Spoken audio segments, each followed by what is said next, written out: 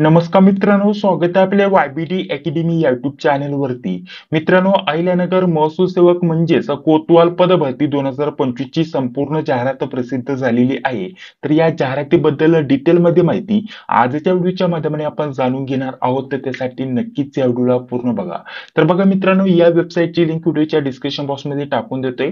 तर बघा, यामध्ये जर म्हटलं तर प्रत्येक उपविभागानुसार आपल्याला जाहिराती डाउनलोड करता येणार आहे. यामध्ये पाथर्डी, संगमनेर, श्रीरामपूर, त्यानंतर शेवगाव, श्रीगोंदा, राहता, रावरी, पारनेर, जामखेड, नेवासा, कोपरगाव, अहिल्यानगर आणि कर्जत या आपल्याला उपविभागांचा समावेश बघण्यासाठी भेटलेला आहे. तर यामध्ये प्रत्येक उपविभागाची ही जी जाहिरात असणार आहे वेगवेगळी आपल्याला बघण्यासाठी भेटलेली आहे. तर यामध्ये फक्त वेगळं जर म्हटलं तर एकूण जागा आणि त्या उपविभागामध्ये कोणाला आरक्षण देण्यात आलेलं आहे, जेवढ्या पण जागा असणार आहे, तर प्रत्येक एका जागी कोणत्या कॅटेगरीसाठी इथं आरक्षण भेटलेलं आहे, त्याच सोबत महिला की पुरुष किंवा सर्वसाधारण कोण तिथं अर्ज करू शकतो याची माहिती वेगळी दिलेली आहे. मात्र कॉमन जर विचार केला तर शैक्षणिक पात्रता, वयाची अट, अभ्यासक्रम, सिलेक्शन प्रोसेस ही सर्व माहिती ही बाकीच्या सर्व उपविभागांची सारखीच असणार आहे. तर यातील तुम्ही कोणतीही जाहिरात ओपन करू शकता आणि डिटेलमध्ये माहिती जाणून घेऊ शकता. तर बघा, ही ऑफिशियल वेबसाईटची लिंक आहे मित्रांनो, डिस्क्रिप्शन बॉक्समध्ये उपलब्ध करून दिलेली आहे. ऑनलाईन अर्ज भरण्यासाठी आजपासूनच सुरुवात होणार आहे मित्रांनो, अजून वेबसाईट चालू झालेली नाहीये. इथे म्हटलेलं आहे आज, ठीक आहे, 8 तारखेपासून 11 वाजल्यापासून इथं ऑनलाईन अर्ज भरण्यासाठी इथं सुरुवात होणार आहे. मात्र जर म्हटलं तर इथं आपल्याला जे ऍडव्हर्टाइजमेंटचं ऑप्शन आहे इथे क्लिक केल्यानंतर सर्व उपविभागांच्या जाहिराती उपलब्ध झालेल्या आहेत. तर या वेबसाईटची लिंक व्हिडिओच्या डिस्क्रिप्शन बॉक्समध्ये उपलब्ध करून देत आहे. इथून तुम्ही कोणत्याही उपविभागाची जाहिरात डाउनलोड करू शकता. जसे की एक जाहिरात मी इथं डाउनलोड करून घेतलेली आहे. बघा, ऑनलाईन अर्ज भरण्यासाठी आजपासून सुरुवात झालेली आहे आणि ऑनलाईन अर्ज करण्याची शेवटची तारीख असणार आहे 18/7/2025 पर्यंत रात्रीचा 12 वाजेपर्यंत तुम्ही ऑनलाईन अर्ज सादर करू शकता. ऑनलाईन अर्ज कसा भरायचा या टॉपिक वरती लवकरच आपल्या चॅनल वरती व्हिडिओ अपलोड केला जाईल.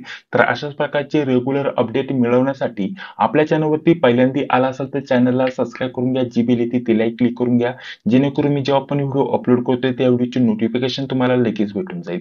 त्याचसोबत आपल्या टीम कडून तुम्हाला घर बसल्या ऑनलाईन अर्ज भरून घ्यायचा असेल तर त्यासाठी व्हिडिओच्या डिस्क्रिप्शन बॉक्समध्ये एक नंबर दिलेला आहे, त्या नंबरच्या व्हॉट्सअपवरती तुम्ही मेसेज करू शकता. ठीक आहे. तर चला, बाकीची इतर आता माहिती आपण जाणून घेत आहोत. यामध्ये बघा, आता रिक्त पदांबद्दल संपूर्ण माहिती दिलेली आहे. ज्या पण उपविभागाची जाहिरात तुम्ही ओपन करता तर त्यामध्ये जेवढ्या पण जागा असतील तर त्यामध्ये आरक्षणानुसार तुम्हाला डिटेलमध्ये माहिती इथे उपलब्ध करून दिलेली आहे. तर यामध्ये जे कोतवाल पद आहे मित्रांनो, या पदासाठी टोटल जर म्हटलं तर महिन्याला पेमेंट किती असतं मित्रांनो, 15,000 रुपये. आणि आपल्या यामध्ये आपल्या एरियामध्ये आपल्या तहसील कार्यालयामध्ये आपल्याला काम करण्याची संधी भेटते मित्रांनो. जास्त लांब जाण्याची गरज नाही आणि म्हणजेच आपल्याला जवळच्या जवळ नोकरीची संधी आहे मित्रांनो. आणि 15,000 आपल्याला पेमेंट भेटत आहे. तर कुठे ना कुठे ही चांगली संधी तुम्हाला इथे बघण्यासाठी भेटलेली आहे. बघा मित्रांनो, इथे व्यवस्थित समजून घ्या, कारण बहुतेक विद्यार्थ्यांकडून इथे काही चुका होऊ शकतात मित्रांनो. जसे की इथं तालुक्याचं नाव, ज्या पण उपविभागाची जाहिरात तुम्ही ओपन करणार आहे त्या तालुक्याचं नाव इथे तुम्हाला दिसेल. इथं सजा म्हणजे तलाठी कार्यालयाचं नाव दिलेलं आहे. जसे की इथं पारेगाव दिलेलं आहे मित्रांनो. आणि त्यानंतर इथं त्या तलाठी कार्यालयामध्ये ज्या पण गावांचा समावेश होत असेल त्या गावांची नावं पुढे दिलेली आहे मित्रांनो. जसं की पारेगाव हे तलाठी कार्यालय झालं आणि यामध्ये जर म्हटलं तर पारेगाव, बुद्रुक आणि त्याच सोबत पिंपळे हे गाव आपल्याला दिलेलं आहे मित्रांनो. या दोन गावचे जे रहिवासी उमेदवार असतील तेच या ठिकाणच्या पदासाठी इथं अर्ज करू शकतात. ही गोष्ट व्यवस्थित समजून घ्या. पुन्हा एकदा सांगतो, जसं की इथं आपल्याला इथं सजा म्हणजे तलाठी कार्यालयाचं नाव दिलेलं आहे. जसे की पारेगाव या ठिकाणी आपल्याला कोतवाल या पदासाठी रिक्त एक पद असणार आहे मित्रांनो. ठीक आहे. तर या पदासाठी तेच उमेदवार इथं अर्ज करू शकतात ज्यांच्या गावांचा समावेश असणार आहे. जसे की पारेगाव या तलाठी कार्यालयाच्या ठिकाणी जर म्हटलं तर पारेगाव आणि त्याच सोबत पिंपळे या गावांचा समावेश आहे. तर या दोन गावांचे जे रहिवासी उमेदवार आहेत तेच या ठिकाणच्या कोतवाल या पदासाठी इथं अर्ज करू शकतात. याचप्रमाणे वेगवेगळ्या आपल्याला जे पण तलाठी कार्यालयांची नाव आहेत ते तुम्हाला इथं बघण्यासाठी भेटतील आणि गावांची नाव इथं बघण्यासाठी भेटतील. तर इथे तुम्ही व्यवस्थित समजून घ्या. इथं आपल्याला सजा म्हणजे तलाठी कार्यालयाचं नाव इथं वाचायचं आहे मित्रांनो आणि त्याच सोबत तुमच्या गावाचा इथं समावेश आहे का ते व्यवस्थित वाचायचं आहे आणि त्यानंतरच तुम्ही इथं अर्ज करू शकता. आणि त्या गावामध्ये देखील आपल्याला इथं आरक्षण दिलेलं आहे मित्रांनो. आता यामध्ये जर म्हटलं तर आपल्याला आरक्षणानुसार इथं आपल्याला माहिती दिलेली मित्रांनो, तर त्याच कॅटेगरीचे उमेदवार इथे अर्ज करू शकतात. आता महिलांना आरक्षण असेल तर इथे फक्त महिलाच उमेदवार इथं अर्ज करू शकतात आणि यामध्ये जर म्हटलं तर नाही म्हटलं तर महिला आणि पुरुष दोन्ही उमेदवार इथं अर्ज करू शकतात, काही अडचण नाही. ठीक आहे, याप्रमाणे तुम्ही व्यवस्थित समजून घ्या. म्हणजे इथे जर म्हटलं तर तलाठी कार्यालय, त्यामध्ये ज्या पण गावांचा समावेश आहे तेच उमेदवार इथं अर्ज करू शकतात. त्याच सोबतच ज्या पण कॅटेगरीला आरक्षण इथं भेटलेले मित्रांनो, त्याच कॅटेगरीचे उमेदवार इथं अर्ज करू शकतात. आणि यामध्ये देखील महिलांसाठी इथं अर्ज आपल्याला आरक्षण दिलेलं असेल तर महिला कॅटेगरीच तिथं सिलेक्शन होणार आहे, ही देखील गोष्ट लक्षात घ्या मित्रांनो. ठीक आहे, त्यामुळे कॉम्पिटिशन अगदी कमी असणार आहे मित्रांनो. जर तुम्हाला संधी भेटत असेल, तुमच्या गावाचं इथं नाव असेल आणि तुमची कॅटेगरी ही असेल, आता खुला प्रवर्ग जर असेल तर तिथे सर्व कॅटेगरीचे उमेदवार इथं अर्ज करू शकतात. त्यामुळे इथं खुला प्रवर्ग जर दिलेला असेल तर व्यवस्थित बघा. जर खुला प्रवर्ग असेल तर सर्व कॅटेगरीचे उमेदवार तिथे अर्ज करू शकतात. मात्र त्याच गावचे उमेदवार तिथे अर्ज करू शकतात ज्यांची नावे इथं दिलेली आहेत. ठीक आहे, आणि इथं आरक्षण दिलेलं महिलांसाठी आहे की नाही ते दिलेलं आहे. ठीक आहे, जर महिला आरक्षण असेल तर महिलांसाठीच तिथं ती जागा भरली जाईल. तर महिला जे उमेदवार आहे तेच तिथं अर्ज भरा. त्यासोबत कॅटेगरी दिलेले व्यवस्थित कॅटेगरी बघून घ्या. तर यामध्ये आपल्याला वेगवेगळ्या गावांची नावं दिलेली आहेत. तर या प्रमाणामध्ये आपल्याला हे पीडीएफ ओपन करायचंय. तुम्ही बघा कोणत्या गावासाठी तिथं आपल्याला इथं गावांची नावं दिलेली आहेत, त्यामध्ये तुम्हाला कोणत्या कॅटेगरीसाठी इथं आरक्षण दिलेलं आहे ते बघा. आणि महिलांसाठी आहे की पुरुषांसाठी ते आहे ते देखील तुम्ही इथं बघून घ्या. नाही म्हटलं तर महिला आणि पुरुष दोन्ही उमेदवार इथं अर्ज करू शकतात, काही अडचण नाही. मात्र जर म्हटलं तर इथं महिला असेल तर फक्त महिला उमेदवारच तिथं अर्ज भरा, कारण तिथं त्यांचीच इथं जागा इथं असणार आहे मित्रांनो.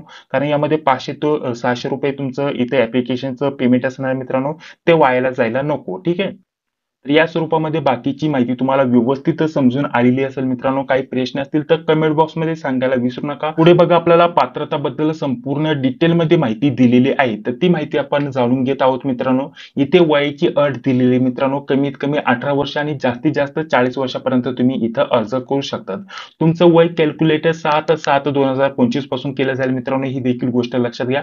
कमीत कमी 18 आणि जास्तीत जास्त 40 वर्षापर्यंत तुम्ही इथं अर्ज करू शकतात. जसं की आताच तुम्हाला व्हिडिओमध्ये माहिती जी दिलेली आहे मित्रांनो, तर त्याबद्दल इथं माहिती दिलेली आहे, जी की तुम्ही 2 नंबरच्या पॉईंटमध्ये इथं बघू शकता.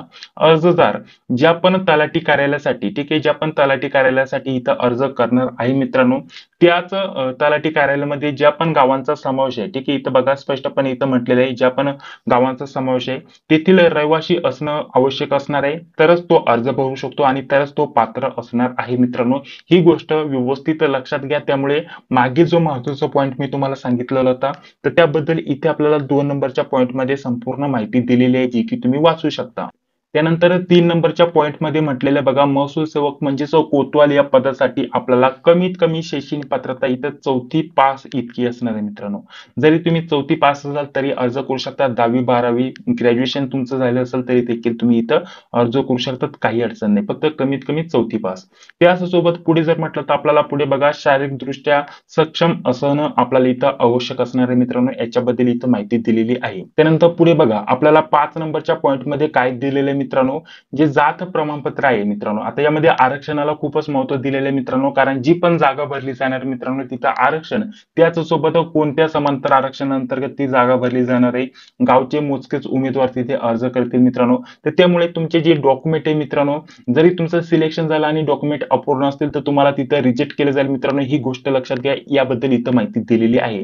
तर तुम्ही व्यवस्थित त्यासाठी व्यवस्थित माहिती बघा, कोणत्या गावासाठी आरक्षण आहे, त्याच सोबत कोणत्या कॅटेगरीसाठी आरक्षण आहे आणि त्यामध्ये महिला की पुरुष कोणत्यासाठी इथं आरक्षण दिलेलं आहे ते व्यवस्थित बघा. कारण तुमचं सिलेक्शन जरी झालं आणि त्यानंतर सिलेक्शन झाल्यानंतर तुमच्याकडे डॉक्युमेंट नसतील त्याप्रमाणे, तर आपल्याला तिथं बाद केलं जाईल मित्रांनो, याच्याबद्दल इथे माहिती दिलेली आहे.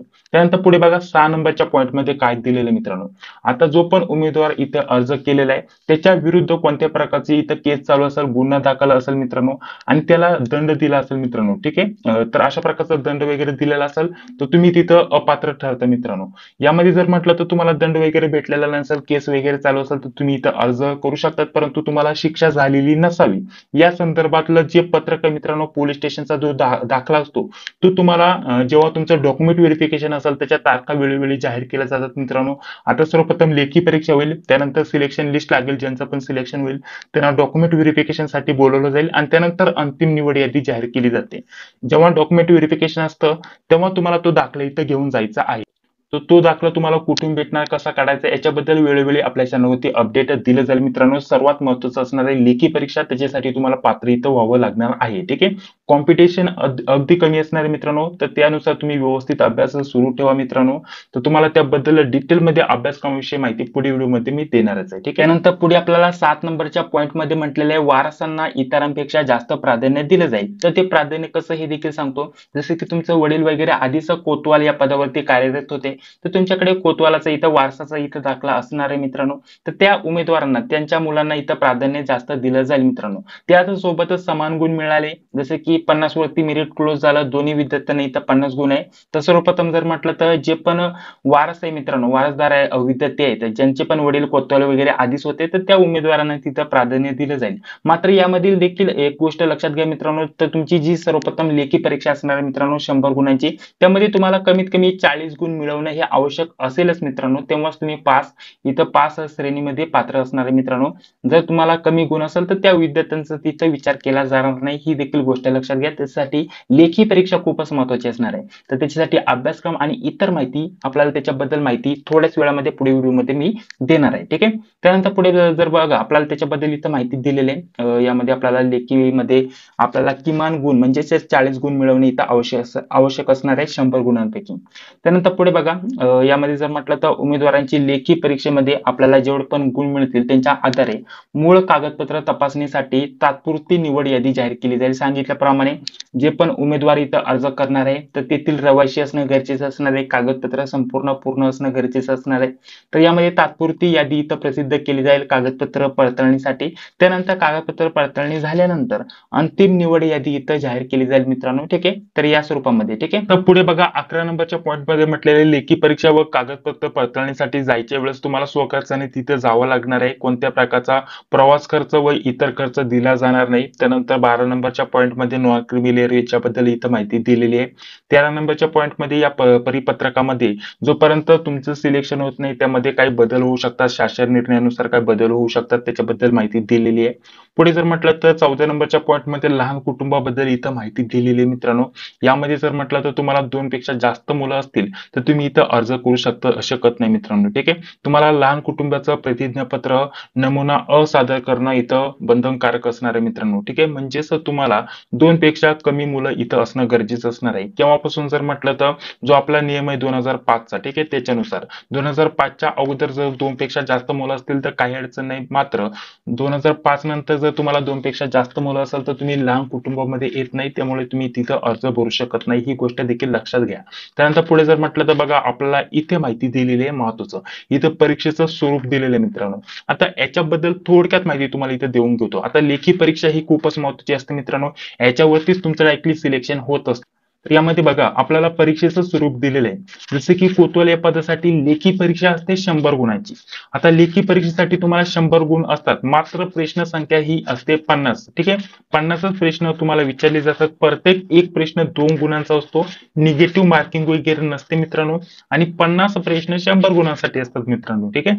आता यामध्ये जेवढे पण जास्तीत जास्त तुम्हाला गुण मिळतील तर त्या विद्यार्थ्यांसाठी जर म्हटलं त्या विद्यार्थ्यांना डॉक्युमेंट व्हेरिफिकेशनसाठी बोलवलं जातं. ठीक आहे. आता यावरती जर म्हटलं तर तुम्हाला सामान्य ज्ञान आधारित तुम्हाला प्रश्न विचारले जातात, अशा प्रकारचं इथं म्हटलेलं आहे. मात्र आता लेटेस्ट 2024 चे जे पेपर आपल्याकडे आहेत मित्रांनो ते आपण उपलब्ध करून देणार आहोत. त्याचसोबत जर म्हटलं तर अभ्यासक्रमाचं स्वरूप जर म्हटलं तर त्यामध्ये जर म्हटलं तर त्याच्यानुसार जर म्हटलं तर आपल्याला मराठी, इंग्रजी, गणित, बुद्धिमत्ता, चालू घडामोडी, IMP, GK म्हणा याच्यावरती प्रश्न विचारले जातात. जिल्ह्याची माहिती त्याच्यासोबत तुमच्या तालुक्याच्या माहितीवरती तुम्हाला प्रश्न विचारले जातात मित्रांनो. शक्यता जिल्ह्याच्या माहितीचा विचार केला जातो. जिल्हा स्तरावरती पेपर असतो, त्याच्यामुळे जिल्ह्याच्या माहितीवरती तुम्हाला जास्त भर दिला जातो, त्याच्या संदर्भात तुम्हाला प्रश्न विचारले जातात. ठीक आहे. आणि त्याच्यासोबत जर म्हटलं तर यामध्ये जर म्हटलं तर आपल्याला पास होण्यासाठी कमीत कमी 40 गुण इथं आवश्यक असणार आहे मित्रांनो. ठीक आहे. 40 गुण इथं मिळणं आवश्यक असणार आहे, याच्याबद्दल इथे माहिती दिलेली आहे.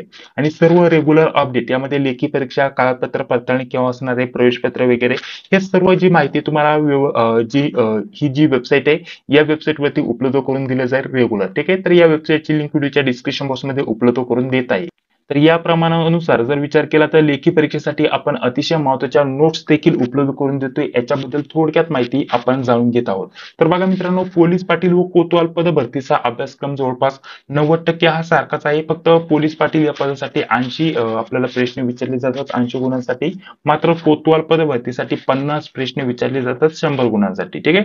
तर अभ्यासक्रम हा सारखाच आहे मित्रांनो. याच्यामध्ये जर म्हटलं तर मराठी, इंग्रजीवरती देखील कधी कधी प्रश्न विचारले जातात. 4 ते 5 प्रश्न किंवा 5 ते 6 प्रश्न इंग्रजी विषयावरती देखील कोतवाल पद भरतीसाठी प्रश्न विचारले जातात. ठीक आहे. तर यामध्ये मराठी, इंग्रजी, गणित, बुद्धिमत्ता, चालू घडामोडी, IMPGK याचा समावेश असतो. जिल्ह्याच्या माहितीचा समावेश असतो. याच्यावरती तुम्हाला प्रश्न विचारले जातात. तर हे सर्व आपण स्टडी मटेरियल उपलब्ध करून देतो. याच्यामध्ये 7 ते 8 विषयांच्या नोट्स सोबत आपण पोलीस पाटील व कोतवाल यांच्या एकत्रित 25 पेक्षा जास्त प्रश्नपत्रिका उपलब्ध करून देतोय. त्याच्यासोबत व्हॉट्सअप आणि टेलिग्राम ग्रुपची लिंक देखील उपलब्ध तुम्हाला भेटून जाईल. तिथे सर्व अपडेट रेग्युलर तुम्हाला भेटत जातील. जसे की प्रवेशपत्र, ऍडमिट कार्ड आल्यानंतर, एक्झाम झाल्यानंतर, निकाल लागल्यानंतर सर्व जे अपडेट आहे तुम्हाला व्हॉट्सअप वरती देखील व्हॉट्सअप ग्रुपच्या माध्यमाने उपलब्ध करून दिले जातील. ठीक आहे. तर हे सर्व आपण उपलब्ध करून देतोय 199 रुपये मध्ये. याच्यामध्ये तुम्हाला 7 ते 8 विषयांच्या नोट्स सोबत आपल्याला 25 पेक्षा जास्त प्रश्नपत्रिका पोलीस पाटील व कोतवाल या दोन्ही पदांच्या एकत्रित 25 पेक्षा जास्त प्रश्नपत्रिका उपलब्ध करून देतोय. जर तुम्हाला पाहिजे असेल तर 9139643199 या नंबरवरती पेमेंट करून याच नंबरवरती तुम्हाला स्क्रीनशॉट पाठवायचा आहे. पेमेंट तुम्ही फोन पे, गुगल पे किंवा पेटीएमच्या माध्यमाने करू शकता. आता पेमेंट आपण 199 रुपये ऑफरमध्ये ठेवलेले मित्रांनो. हे पेमेंट आपण नंतर वाढवणार आहे. तर लवकरात लवकर तुम्ही याचा लाभ घ्यायला विसरू नका. यामध्ये आपल्याला मागील क्वेश्चन पेपर देखील भेटणार आहेत मित्रांनो. ठीक आहे. तर अशा प्रकारच्या या नोट्स आपण उपलब्ध करून देतो. यामध्ये बाकीच्या विषयांच्या नोट्स आणि क्वेश्चन पेपर देखील असणार आहेत. तर या स्वरूपामध्ये तुम्हाला ही देखील माहिती इथे सांगून घेतलेली आहे मित्रांनो. पुढे जर म्हटलं तर पुढील आता महत्त्वाची काही माहिती आपण जाणून घेत आहोत. यामध्ये जर म्हटलं तर आपल्याला महिला आरक्षणाविषयी इथं माहिती दिलेली आहे. तुमच्याकडे डोमासाईल सर्टिफिकेट इथं असणं गरजेचं असणार आहे मित्रांनो. ठीक आहे. त्यानंतर पुढे जर म्हटलं तर ऑनलाईन अर्ज करण्याची पद्धत, तर आपल्याला इथं वेबसाईटची लिंक दिलेली आहे मित्रांनो. तर ऑनलाईन अर्ज कसा करायचा याच्यावरती डिटेलमध्ये स्टेप बाय स्टेप मी आपल्याला एक व्हिडिओ अपलोड करणार आहे. तर तो व्हिडिओ बघून तुम्ही ऑनलाईन अर्ज सादर करू शकता. किंवा तुम्हाला जर म्हटलं तर जर घर बसल्या फॉर्म भरून घ्यायचा असेल तर व्हिडिओच्या डिस्क्रिप्शन बॉक्समध्ये एक नंबर देतोय, तिथे तुम्ही संपर्क करा. तिथून व्हॉट्सअपला मेसेज करायचा आहे, आम्हाला कोतवाल पदाचा अर्ज भरायचा आहे. तुम्हाला सर्व सहकार्य तिथं केलं जाईल. यामध्ये जर म्हटलं तर आपल्याला अपलोड करण्यासाठी इथं कोणकोणते डॉक्युमेंट इथं लागणार आहे याच्याबद्दल माहिती दिलेली आहे. जसं की शैक्षणिक कागदपत्रे, अन्य कागदपत्रे, हमीपत्र, त्याचसोबत लहान कुटुंबाचं प्रतिज्ञापत्र हे देखील तुम्हाला तिथं अपलोड करावं लागणार आहे. त्या जाहिरातीमध्ये आपल्याला जो पण आपल्याला अर्ज भरायचा आहे जाहिरातीचा, तर तो अर्ज करते वेळेस बाकीची माहिती मी तुम्हाला सांगणारच आहे. ठीक आहे. त्यानंतर पुढे जर म्हटलं तर फी वगैरे किती असणार आहे याच्याबद्दल तुम्हाला माहिती दिलेली आहे. तर बघा, परीक्षा शुल्क जर म्हटलं तर खुला प्रवर्गासाठी 600 रुपये, मागास प्रवर्गासाठी 500 रुपये इथं फी असणार आहे मित्रांनो. ठीक आहे. आणि त्यामध्ये जर म्हटलं तर बाकीची इथं माहिती दिलेली आहे की तुम्ही ऑनलाईन पेमेंट वगैरे करू शकता. ऑनलाईन तुम्हाला सांगितल्याप्रमाणे ऑनलाईन अर्ज आजपासून सुरू झालेले आहेत मित्रांनो. 18 तारखेपर्यंत तुम्ही इथं ऑनलाईन अर्ज करू शकतात. आणि बाकीची इतर महत्त्वाच्या सूचना दिलेल्या आहेत मित्रांनो. तर 10 दिवस तुम्हाला ऑनलाईन अर्ज भरण्यासाठी संधी आहे मित्रांनो. पुन्हा एकदा सांगतोय, तुमच्यासाठी कॉम्पिटिशन अगदी कमी असणार आहे. ते कसं ते देखील मी तुम्हाला सांगतो. जसं की इथं बघा, आरक्षणानुसार इथं तालुक्याचं नाव दिलेलं आहे. त्यानंतर त्यामध्ये देखील आपल्याला तलाठी कार्यालय आणि तलाठी कार्यालयामध्ये देखील जे पण 2-3 गाव असतील त्याच गावचे उमेदवार इथं अर्ज करतील. आणि याही मध्ये महत्त्वाचं म्हणजे ज्या पण कॅटेगरीसाठी तिथं आरक्षण असेल तेच तिथे अर्ज करू शकतात. आणि महिलांसाठी असेल तर फक्त महिलाच तिथे अर्ज करू शकतात, त्यांचं सिलेक्शन होईल. म्हणजे एवढं कमी कॉम्पिटिशन असणार आहे. म्हणजे अगदी जर म्हटलं तर तुम्हाला 10 ते 15 किंवा 20 ते 25 तुमच्या एका पदासाठी एवढेच अर्ज येतील माझ्या अंदाजानुसार.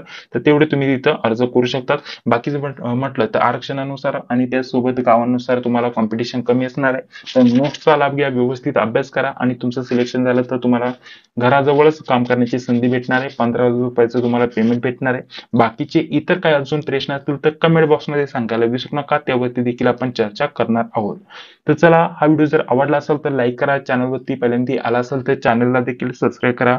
जी बिल येते तिलाही क्लिक करा, जेणेकरून मी जेव्हा पण व्हिडिओ अपलोड करतो त्या व्हिडिओची नोटिफिकेशन तुम्हाला लगेच भेटून जाईल. तर चला, भेटूया आता पुढील व्हिडिओमध्ये. जय हिंद, जय महाराष्ट्र.